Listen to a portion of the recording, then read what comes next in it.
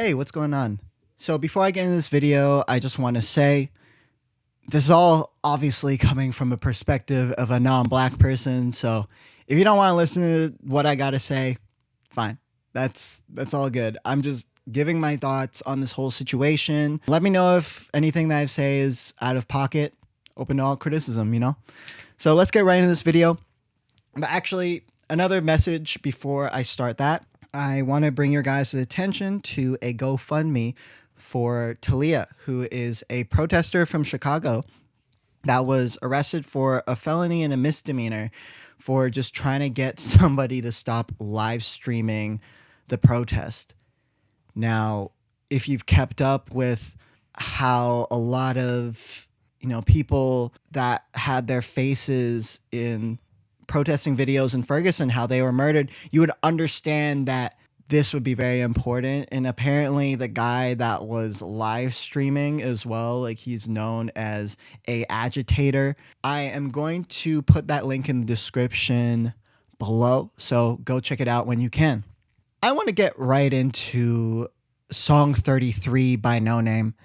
There's been so many reaction videos and breakdown videos of On the Bluff by J. Cole that I'm just going to spend a little bit of the time on it, but most of this video is going to be about Noname's track.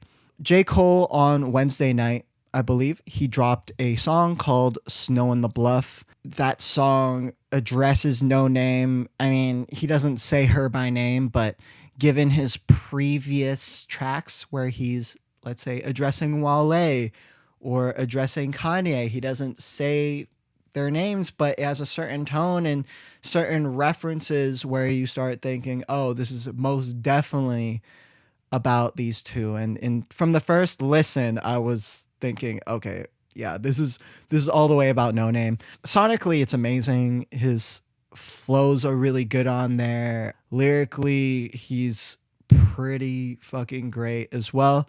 It's just that the content where it kind of gets a little bit, to give you even more context, Noname sent out a tweet at the end of May, basically calling out conscious rappers, called them pop rappers. And she was basically saying how, they talk about the black plight, but they're super silent on everything that's been going on.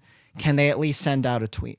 Which I disagree with, considering Kendrick, because the first person that, this could have only been addressing Kendrick and J. Cole mostly, only because at the time in Kendrick's case, he didn't really say anything, or he wasn't at any of the protests. I believe J. Cole was at a protest. He just didn't make any type of public statement.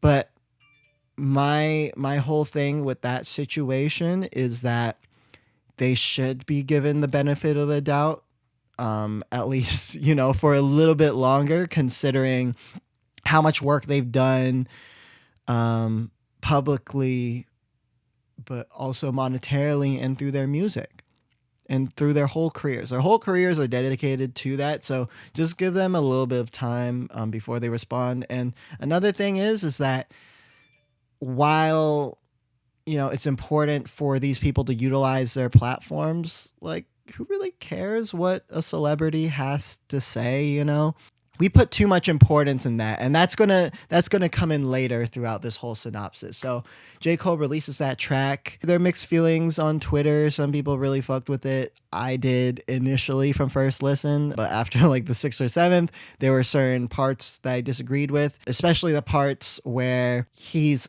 basically saying that there's a better way to address people, and that's through teaching them kindly and treating them like children. The more I sat on it, I just began to disagree on that sentiment, because let's say she took a kind approach, your ass wouldn't have responded.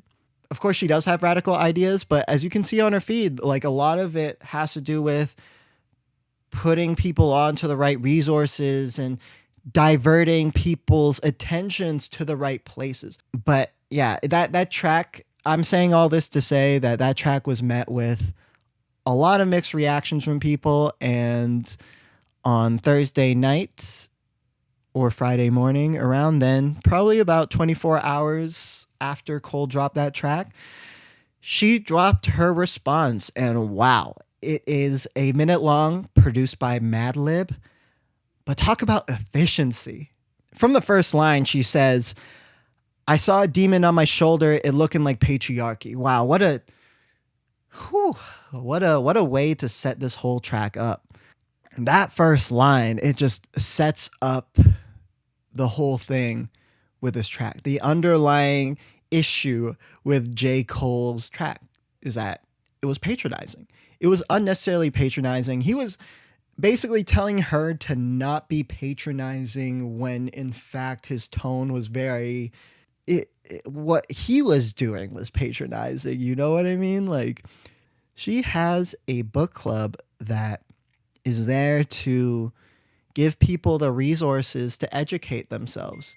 And other than that tweet, he's not saying anything that's particularly that aggressive. I think with that tweet, it was what led up to it was just a moment of frustration for her that, you know, like not enough is being done. And she gets into that throughout the rest of this track. So immediately following that first line, she says, like scrubbing blood off the ceiling and bleaching another carpet, how my house get haunted.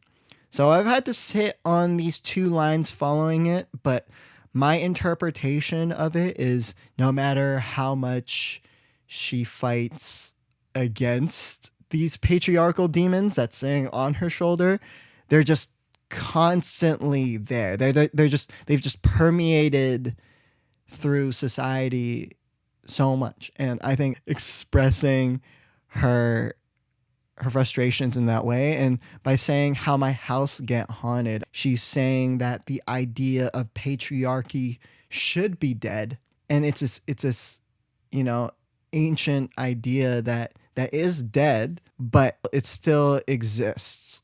She goes on to also say why Toyin body don't embody all the life she wanted. What a great line. I love the way that she uses the internal rhyme scheme and, you know, two separate words, one word containing the word body in there. How Toyin body don't embody. Just sonically, it sounds amazing. Also, rest in peace to Toyin, who was a protester that was found dead last week. She was actually escaping her house, I think, from abuse. I'm not too sure if it was sexual abuse, but when she found refuge, I think with someone from a church, he actually ended up sexually abusing her last week. She was like tweeting all about it, and then they found her body following that.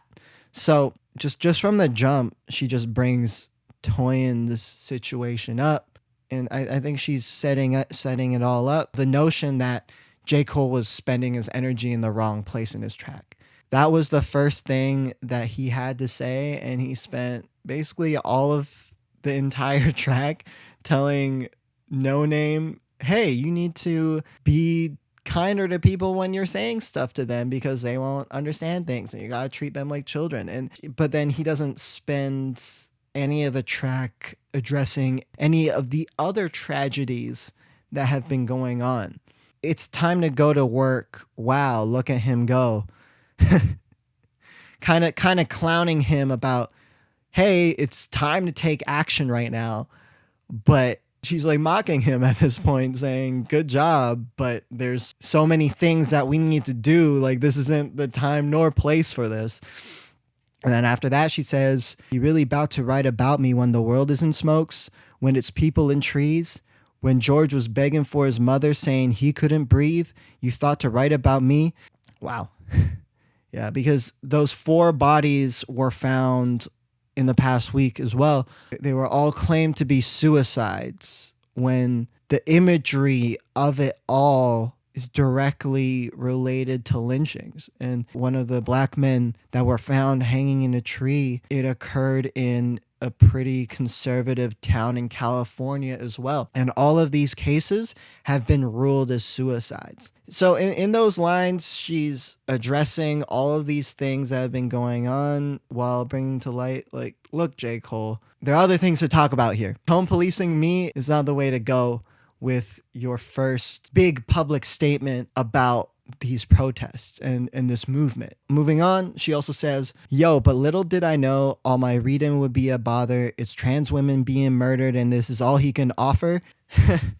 Again, it's like she's really killing him with kindness here. It's kind of interesting. Like she there's like a little tone of her mocking him a bit. She's saying, you're not doing enough. And I find that brilliant. And then she follows that up with distracting from the convo with organizers. They talking about abolishing the police and this the new world order. We democratizing Amazon. We burning down borders. This a new vanguard. This a new vanguard. I'm the new vanguard. And this is kind of addressing what J. Cole had to say in Snow on the Bluff, where he was basically saying, I'm not really the leader that you guys think that I am. And that is absolutely fair, because I think J. Cole's been pretty vocal through his music and through the actions that he's been taking. I mean, from the start of his career, people have hoisted him up to be some sort of messiah or a savior in a way. And people were thinking of him in that way in a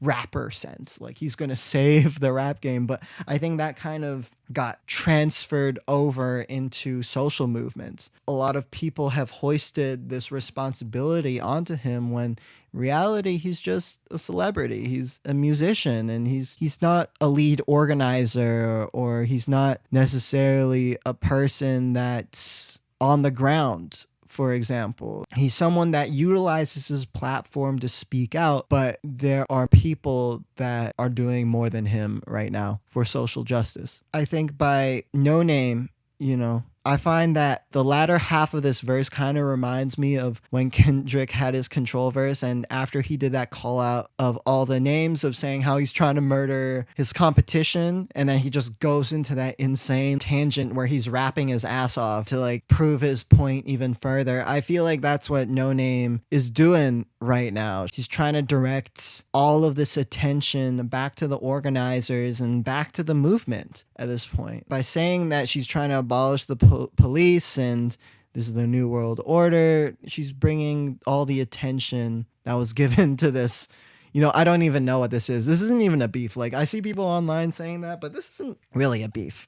And by her saying she's a new vanguard, I think she's right. I think she's done a really good job of directing and the eyeballs that are on her on initiatives and resources to get people to take action, get people educated on, anti-racist initiatives and how they can combat racism. I think she's done a phenomenal job of that, something that, to be honest, J. Cole and Kendrick haven't really done. She is definitely the new vanguard in that case. So I commend her for this. I just want to say, though, that J. Cole to me seems like the person that is down to have these conversations. And he seems like the person to me that'll probably end up changing his mind. Of course, that hasn't happened, but I'm willing to give him the benefit of the doubt. And in fact, I don't know this for sure, but I have a hunch that they've already had a conversation already.